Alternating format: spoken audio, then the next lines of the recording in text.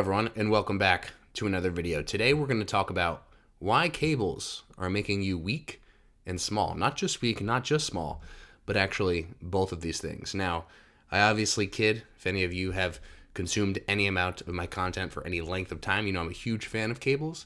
I think they have a very specific point of application in terms of how they can be used. And today we're going to sort of dispel this myth of the fact that cables make you weak and small, at least according to social media experts. So without further ado, what are the points that sort of counter this idea that cables make you weak and small? Well, the first thing is that cables simply provide resistance against our bodies.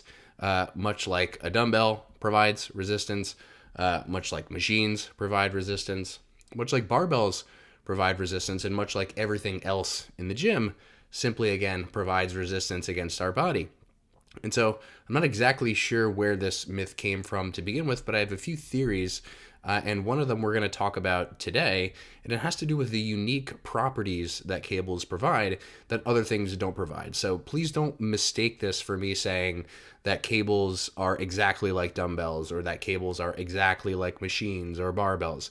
Right, there obviously can be cables involved around machines, and there can be some applications where you're doing motions with cables that are very similar to, how you perform them with dumbbells in terms of the way that you set up the resistance and the resistance direction relative to your body.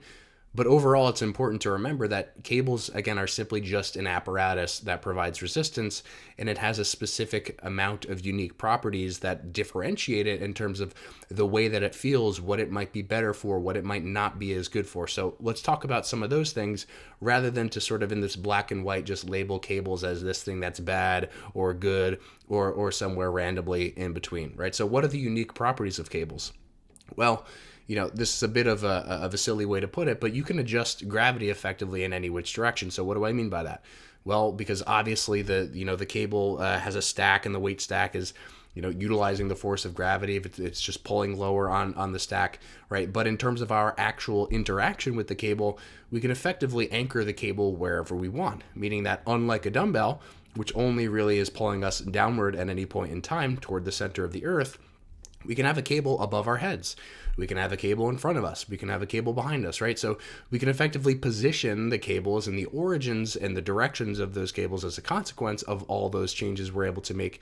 And so as a result of this, we can do things like adjust resistance profile. What is a resistance profile?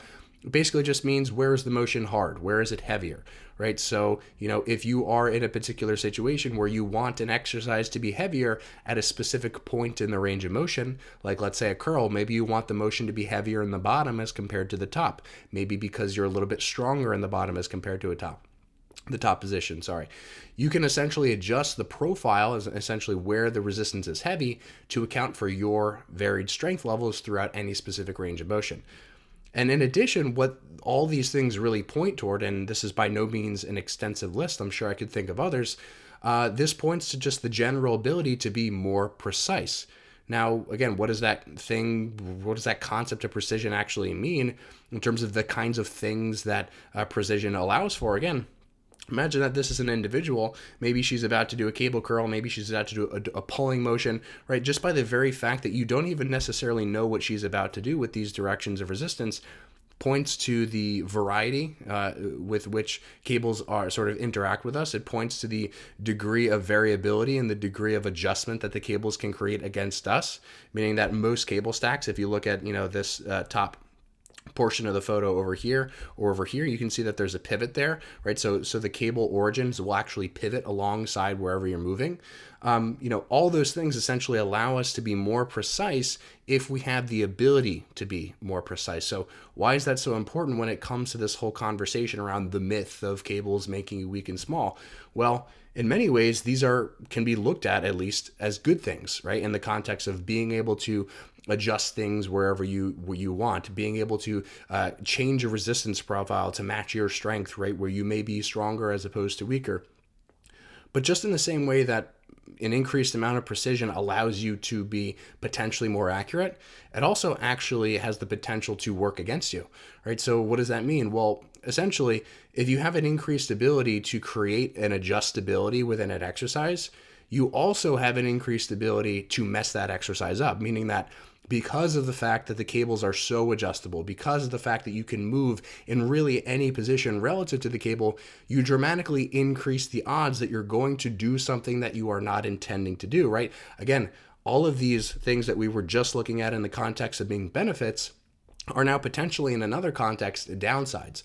What if you're someone who's completely new to the gym? What if you don't really have a good idea of what you're doing, right? We need to think about these particular contexts because these contexts are situations in which someone may actually just be moving farther and farther away from a goal, right? Imagine the sort of flip side of the spectrum. Why is the barbell bench press so popular, right? Despite its potential downsides and limitations, it's such a popular exercise because it's very simple and repeatable to set up. There's going to be no situation in which that barbell is lining up in terms of its force against you in a way that you don't really anticipate or intend, right? Unlike with a cable, let's say that you're trying to set up a press with cables, right? You have the position that you set the bench. You have the angle that you set the bench. You have the width that you set the cables. You have the height that you set the cables. And then you have the potential to basically be grabbing the handles in positions that may actually be creating forces that you're unaware of against you, right? So what is this all to say? It's all to say that an increased amount of precision also lends itself toward an increased amount of chance that you're not necessarily going to accomplish precisely what you're trying to. Right? So I think it's a very interesting concept, and I think that cables have their place, much like any other implement potentially.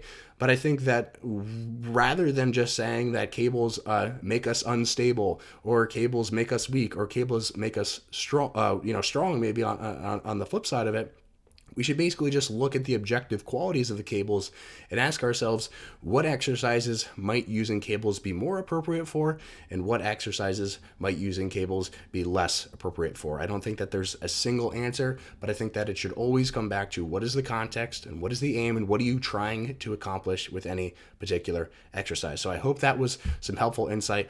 Please feel free to ask me anything that you can think of about cables, their benefits, their drawbacks, etc.